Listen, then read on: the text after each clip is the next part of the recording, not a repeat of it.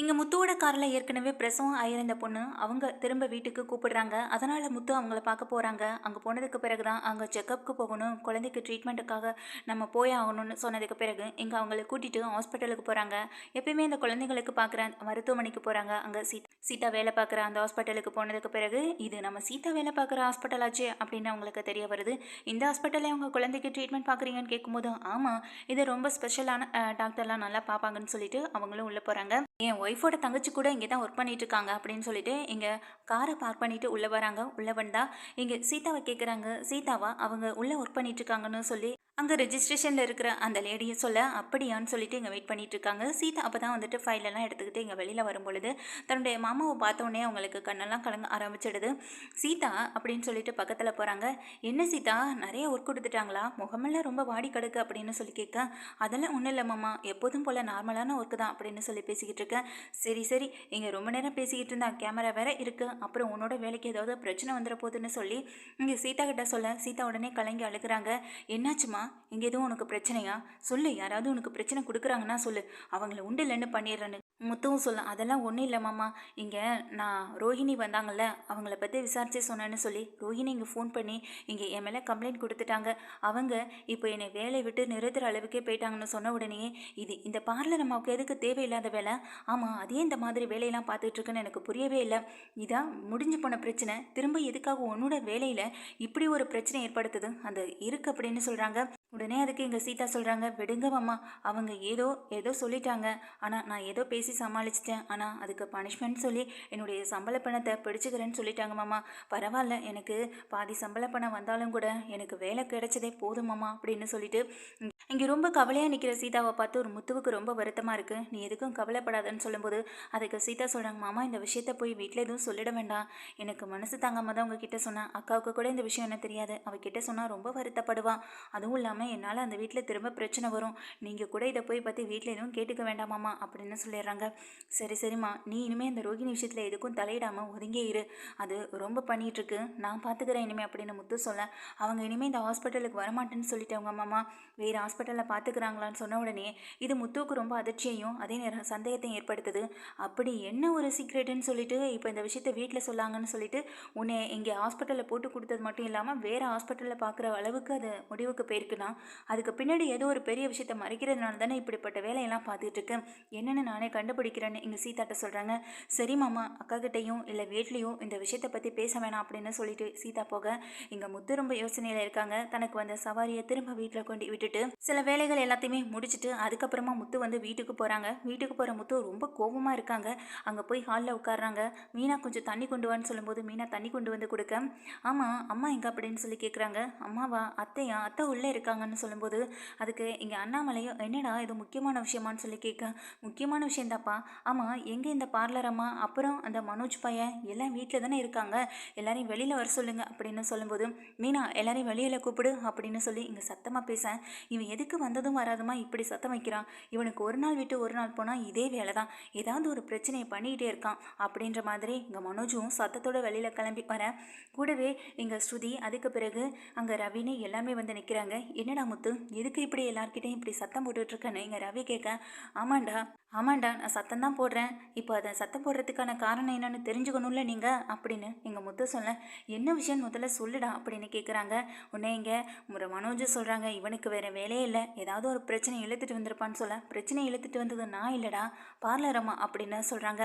இதை கேட்ட உடனே இங்கே பார்லர் அம்மா உடனே முத்துவை பார்த்து கேட்குறாங்க, எதுக்கு முத்து, எதுக்கு தேவையில்லாமல் திரும்ப திரும்ப என் விஷயத்துலையும் என்னை பற்றியும் எதுக்காக பேசிக்கிட்டே இருக்கீங்க அப்படின்ற மாதிரி சொல்லும்போது, நான் உன் விஷயத்தில் தலையிடமா, தேவையில்லாமல் நீ தான் எங்கள் விஷயத்தில் தலையிட்ருக்க அப்படின்னு சொல்லும்போது, நான் இது வரைக்கும் யார் விஷயத்துலையும் தலையிடலை, அப்படிப்பட்ட எண்ணமும் எனக்கு இல்லை, தலையிடணுன்ற அவசியமே எனக்கு இருந்ததில்லை, அப்படி இருக்கப்போ நான் எதுக்காக உங்கள் விஷயத்தில் தலையிட போகிறேன், நேற்று இங்கே மீனாவை திட்டினேன் அப்படின்றதுனால தானே நீங்கள் இப்போ இப்படி என்கிட்ட வந்து பேசிக்கிட்டு இருக்கீங்க அப்படின்னு இங்கே ரோஹிணி கேட்க, ஆமாம் ஆமாம் அப்படின்ற மாதிரி கிளம்பி நின்று இங்கே முத்து பக்கத்தில் போகிறாங்க.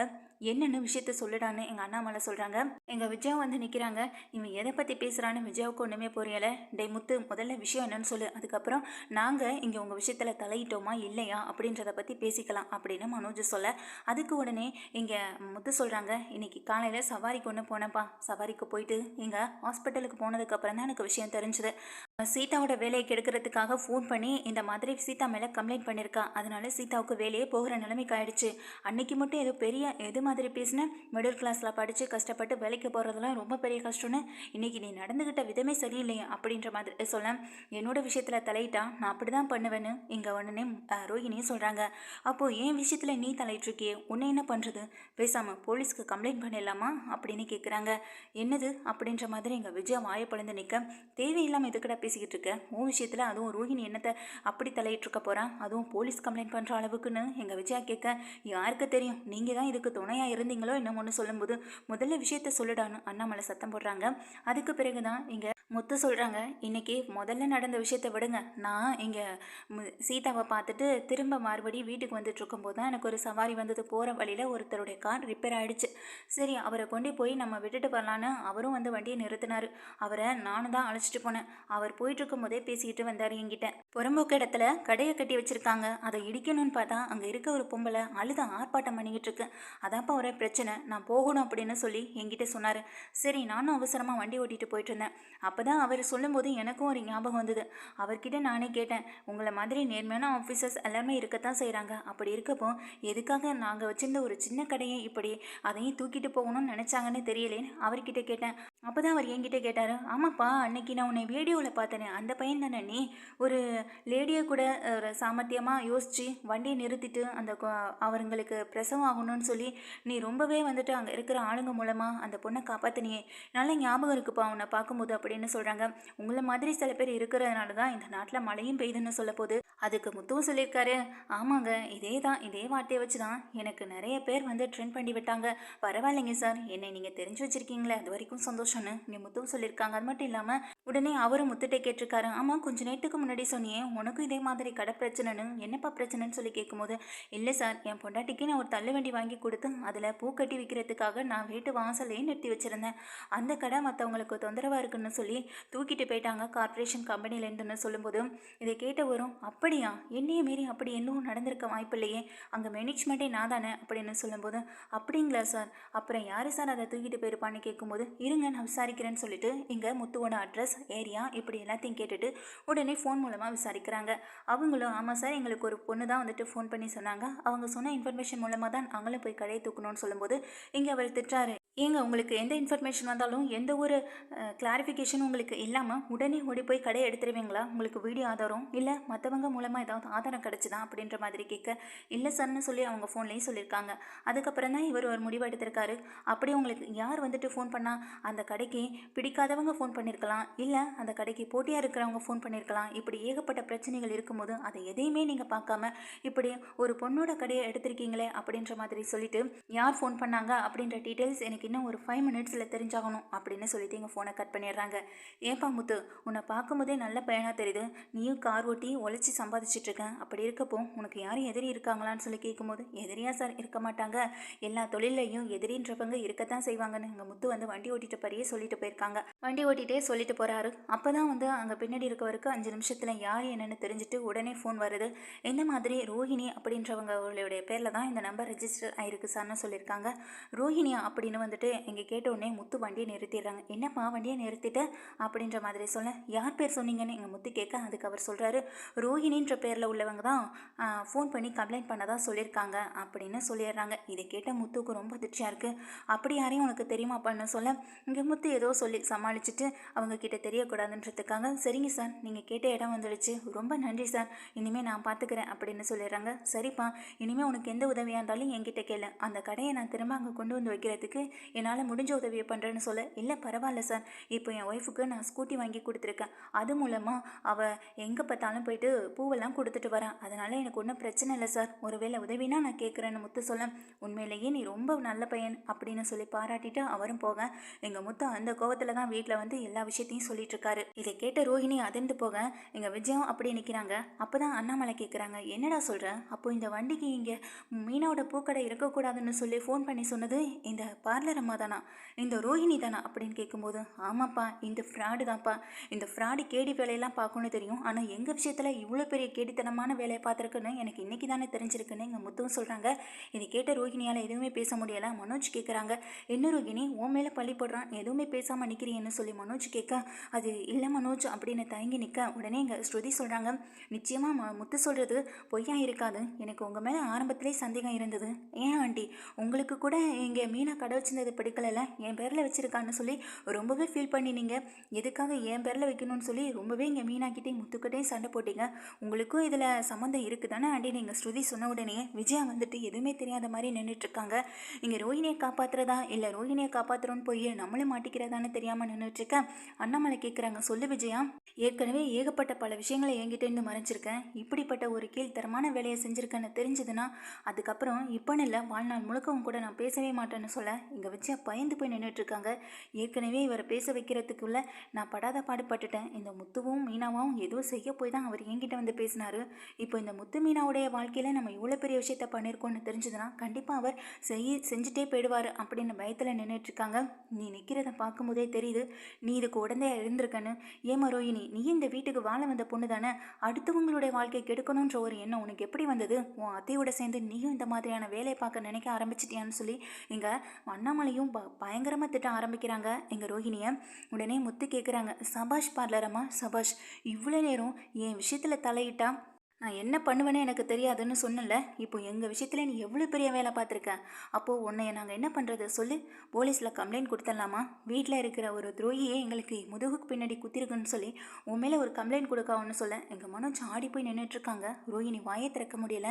ஸ்ருதி உடனே சொல்கிறாங்க, நீங்கள் இப்படி பண்ணுவீங்கன்னு நான் கொஞ்சம் கூட நினைக்கவே இல்லை, நேற்று ஒன்றுமே இல்லாத விஷயத்த ஊதி பெருசாக்குனீங்க, இங்கே மீனா சொன்னது தப்பில்லை, உண்மையாக நடந்த விஷயத்த தான் வந்து சொன்னாங்க, அதுக்கே இங்கே ஆண்டி இங்கே மீனாவை நிற்க வச்சு அவ்வளோ கேள்வி கேட்டாங்க, அசிங்கப்படுத்தினாங்க, ஆனால் இன்னைக்கு நீங்கள் பண்ண வேலை இப்படி தெரிஞ்சு வந்திருக்கு, ஆனால் இப்போ நாங்கள் உங்களை என்னங்க பண்ணுறது, ஆண்டி நீங்கள் என்ன அமைதியாக நின்றுட்டுருக்கீங்க, மீனாவை நேற்று மட்டும் அந்த கேள்வி கேட்டீங்க, ரோஹிணி விஷயத்தில் தலையிடக்கூடாது அது உனக்கு தேவையில்லாத விஷயம்னு அப்படி இப்படி திட்டினீங்க, இன்றைக்கி ஏன் ஆண்டி அமைதியாக நிற்கிறீங்க, அதை விட ஒரு கேவலமான வேலையை தான் இன்றைக்கி ரோஹிணி பார்த்துருக்காங்க மீனா விஷயத்தில், அப்படி இருக்கும்போது நீங்கள் இப்படி அமைதியாக நிற்கிறதா எங்கள் எல்லாருக்குமே சந்தேகம் வருது, ஒன்று நீங்கள் ரோஹிணியை கேள்வி கேட்கணும், அப்படி இல்லையா உண்மையை ஒத்துக்கணும், இப்படி ரெண்டுமே செய்யாமல் நின்றுட்டுருக்கீங்களேன்னு எங்கள் ஸ்ருதியும் கேட்க, அதுக்கு இங்கே விஜயாவால் பதிலே சொல்ல முடியலை. அதுக்கு முத்து சொல்கிறாங்க, அது எப்படி சொல்லுவாங்க, இவங்க ரெண்டு பேரும் பிளான் பண்ணி தான் இப்படியெல்லாம் பண்ணியிருக்காங்க, நேற்று நடந்த விஷயம் வேணால் அம்மாவுக்கு தெரியாமல் இருக்கலாம், ஆனால் எங்கள் மீனாவை பழி வாங்குறதுக்காக நடந்த விஷயம் கண்டிப்பாக அம்மாவுக்கு தெரியாமல் நடந்த ஒரு விஷயமா இருக்காது, ஏன்னா இப்படிப்பட்ட ஒரு விஷயத்த பண்ணணும்னா ரெண்டு பேருமே கூட்டு கலவாணிகளாக மட்டும்தான் இருந்திருப்பாங்க அப்படின்னு சொன்ன உடனே அண்ணாமலை முறைச்சி பார்த்துட்டு இருக்காங்க.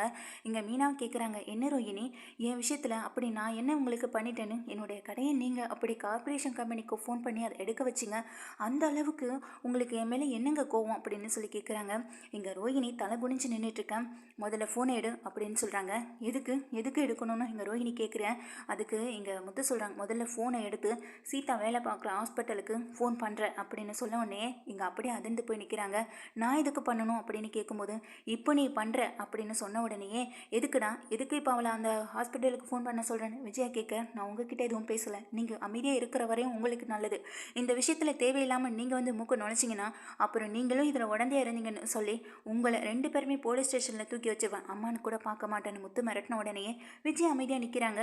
இங்கே ரோஹிணிகிட்ட சொல்கிறாங்க, இவ்வளோ நேரத்துக்கு முன்னாடி நீ என்ன பேசிக்கிட்டு இருந்தேன், என் விஷயத்தில் தலையிட்டா நான் இப்படி தான் பண்ணுவேன்னு சொல்லி எங்கள் சீதாவோட வேலையை வந்து கெடுக்கணும்னு நினச்சல, அதே தான் நானும் சொல்கிறேன், அதுவும் இல்லாமல் எங்களுடைய வாழ்க்கையிலே நீ இவ்வளோ பெரிய விஷயத்தில் விளையாடிருக்க, அப்போ நாங்கள் உன்னை என்ன பண்ணலாம், ஒன்று போலீஸ் ஸ்டேஷனுக்கு ஃபோன் பண்ணி உன்னை கூட்டிகிட்டு போக சொல்லலாம், வீட்டுக்குள்ளே இருந்துக்கிட்டு எங்களுடைய தொழிலை கெடுக்க நினச்சான்னு சொல்லி உன் மேலே கம்ப்ளைண்ட் கொடுக்கலாம், அதெல்லாம் வேணான்னு சொல்லி நினச்சேன்னா இப்போ சீதா வேலை பார்க்குற ஹாஸ்பிட்டலுக்கு நீ ஃபோன் பண்ணுற அப்படின்னு சொல்கிறாங்க. உடனே இங்கே வந்து வேறு வழி இல்லாமல் ரோஹிணியும் ஃபோன் பண்ணுறாங்க. ரோஹிணி ஃபோன் பண்ணி, சாரி சார், எங்கள் முத்து சொல்கிற மாதிரியே சொல்கிறாங்க, சாரி சார் நான் தெரியாமல் தான் ஃபோன் பண்ணி இப்படி சொல்லிட்டேன், என்னுடைய சொந்த ரிலேட்டிவ்ஸ் தான் அந்த பொண்ணும் சீதாவும், நான் ஏதோ ஒரு பிரச்சனையில் அதுவும் ஃபேமிலியில் இருந்த பிரச்சனையில் அவங்கள பழி வாங்கணுன்றதுக்காக தான் நான் இப்படி ஒரு விஷயத்த பண்ணிட்டேன், சாரி சார், மற்றபடி அவங்க மேலே எந்த தப்பும் இல்லை, நான் ப்ரெக்னெண்ட்டாக இருக்கிற விஷயம், நான் எதுக்காக வந்தேன்ற விஷயம்னு எல்லா விஷயமே எங்கள் வீட்டில் இருக்கவங்களுக்கு தெரியும், சீதாவுக்கும் தெரியும், ஆனால் அப்படி இருந்தும் நான் அப்படி செஞ்சுருக்க கூடாது, இதனால் சீதாவோட வேலைக்கு எதுவும் அப்படின்ற மாதிரி சொல்லிட்டு, என்ன மேடம் இப்படி இருக்கீங்க, உங்கள் ஃபேமிலி விஷயத்த உங்கள் ஃபேமிலியோட வச்சுக்க மாட்டீங்களா? இப்படி தான் அந்த பொண்ணு கஷ்டப்பட்டு இப்போ தான் படித்து முன்னேறி வேலைக்கு வந்திருக்கு, அந்த பொண்ணோட வேலையை கெடுக்கணும்னு நினச்சிருக்கீங்க. நானும் நீங்கள் சொன்னதை நம்பி அந்த பொண்ணுக்கு பனிஷ்மெண்ட் கொடுக்குறேன்னு சொல்லி சம்பள பணத்தை பிடிக்கிறேன்னு சொல்லிட்டேன். நல்ல வேலை அந்த பொண்ணை வேலையை விட்டு அனுப்பலை, இல்லைனா என் மனசு என் குற்ற உணர்ச்சி எனக்கு கொண்டு இருக்கும். இனிமேல் இப்படிப்பட்ட ஒரு எண்ணத்தோடலாம் எங்கள் ஹாஸ்பிட்டலுக்கு வரவாதீங்க, இந்த பக்கமே நீங்கள் வரவே கூடாது அப்படின்னு சொல்கிறாங்க. எங்கேருந்து தான் இந்த மாதிரியெல்லாம் ஆளுங்க வராங்களோன்னு சொல்லிட்டு இங்கே ரோஹிணியை கண்டபடி திட்டிட்டு ஃபோனை வைக்க, இங்கே ரோஹிணி அப்படியே தலை குனிஞ்சு நின்றுட்டுருக்காங்க. எதுக்கு இந்த வேலை, தேவையில்லாத வேலை, எங்கள் சீதாவோட வேலையை கெடுக்கணும்னு நினச்சலன்னு சொல்லும்போது இங்கே அப்படியே மீனாவுக்கு செம கோவம் வருது. ஏங்க உங்களுக்கும் எனக்கும் பிரச்சனைனா அது நீங்கள் என்கிட்ட பார்த்துட்டு போகணும், எதுக்காக என் தங்கச்சி லைஃப்பில் தலையிடுறீங்க? உங்கள் அப்பாவை பற்றி பேசினா மட்டும் உங்களுக்கு கோவம் வருது, எங்கள் குடும்பத்தில் போய் உங்கள் அப்பாவை பற்றி பேசக்கூடாதுன்னு எனக்கு கண்டிஷன்லாம் போடுறீங்க, ஆர்டர் போடுற மாதிரி பேசுகிறீங்க. அப்படி இருக்கப்போ எனக்கு தெரியாமல் என் புருஷன் எனக்காக அமைச்சு கொடுத்த கடையை இங்கேருந்து காலி பண்ண வச்சுருக்கீங்க. அதே மாரி இப்போ என் தங்கச்சியோடைய விலையை கெடுக்க நினச்சிருக்கீங்க. உங்களுக்கு என்ன தாங்க வேணும்? தேவையில்லாமல் என் குடும்ப விஷயத்தில் நீங்கள் எதுக்கு தலையிடுறீங்க? இதுதான் ரோஹிணி உங்களுக்கு கடைசியாக இருக்கணும். இதுக்கப்புறம் என் விஷயத்துலையோ இல்லை இவர் விஷயத்துலையோ என் குடும்பத்தில் இருக்கவங்க மற்றவங்களுடைய விஷயத்தையோ நீங்கள் பேசினாலோ இல்லை தலையிட்டாலோ அப்புறம் நான் வேறு மாதிரி ஆயிடுவேன், உங்ககிட்ட வேறு மாதிரி நடந்துக்க வேண்டியிருக்கும். இவ்வளோ நாள் நீங்கள் பார்த்த மீனா வேறு மாதிரி இருக்கலாம், இனிமேல் என்னை பார்க்க போகிற மீனா வேறு மாதிரி இருக்கும் அப்படின்னு சொல்லி மிரட்டேன். என்னடி ஓவராக பேசுகிறேன்னு சொல்லி எங்கள் விஜயா திட்ட, போதும் விஜயா நிறுத்து, இதுக்கப்புறம் உனக்கும் எனக்கும் எந்த வித பேச்சுவார்த்தையுமே இருக்காது. இங்கே முத்துவும் மீனாவும் சொன்னதுனால தான் உங்ககிட்ட பேசினேன், ஆனால் முத்துவுக்கும் மீனாவுக்குமே இவ்வளோ பெரிய துரோகத்தை முதுகுக்கு பின்னாடி இருந்து குத்திருக்கனா நீ கொஞ்சம் கூட மனசியே இல்லை. அதுவும் பெத்த பையன் எப்படி போனாலும் பிரச்சனை இல்லை, அவன் வாழ்க்கை வீணானாலும் பிரச்சனை இல்லை, அவன் தொழிலை கெடுத்தாகணும்னு நினச்சி நீ இப்படிப்பட்ட வேலையை பார்த்துருக்கனா நீ எல்லாம் ஒரு அம்மாவே கிடையாது, அம்மானு சொல்கிற அளவுக்கு தகுதியான ஆளே கிடையாதுன்னு சொல்லி இங்கே பயங்கரமாக அண்ணாமலை வந்து விஜயாவையும் திட்டுறாங்க. நீயும் இந்த விஜயா பேச்சை நம்பி அப்படியே கெட்டு போயிடாதம்மா, அதுக்கப்புறம் உன்னுடைய வாழ்க்கையும் சரி பண்ணுறது ரொம்ப பெரிய கஷ்டம். இந்த வீட்டுக்கு மருமகளா, மூத்த மருமகளா பொறுப்பாக இருக்கிறதுக்கு பாரு அப்படின்னு சொல்லி எங்கள் அண்ணாமலை பயங்கரமாக 2 பேரையும் திட்டிட்டு உள்ளே போக, எங்கள் ரோஹிணி எல்லார்கிட்டையும் தலை குனிஞ்சு நிற்கிறாங்க. முக்கியமாக ஸ்ருதி, ரவி, அப்புறம் மீனாண்ணா சொல்லி ஒருத்தர் விடாமல் மாற்றி மாற்றி எங்கள் ரோஹிணியை கண்டபடி திட்ட, ரோஹிணிக்கு பேச்சுவார்த்தை எதுவுமே வரல, அமைதியாக நிற்க, கூடவே சேர்ந்து மனோஜும் அசிங்கப்பட்டு நின்றுட்டு தான் இருக்காங்க. இங்கே பாரு பாடலரம்மா, இதுதான் உனக்கு கடைசியாக இருக்கணும், இதுக்கப்புறம் ஏன் விஷயத்துலையோ இல்லை மீனா விஷயத்துலையோ நீ தலையிட்டன்னு தெரிஞ்சுது அப்புறம் நீ எப்படிப்பட்டவ, எங்கேருந்து வந்தவ, எவ்வளோ பெரிய கேடின்னு அப்புறம் நான் உன்னை பற்றின எல்லா விவரங்களையும் தேடி அலசி ஆராய்ச்சி பண்ண வேண்டியது இருக்கும் அப்படின்னு சொல்லி மிரட்டிட்டு போக, இதெல்லாம் கேட்ட ரோஹிணி அதிர்ச்சிக்கு மேலே அதிர்ச்சியில் உறைஞ்சு போய் நின்றுட்டுருக்காங்க.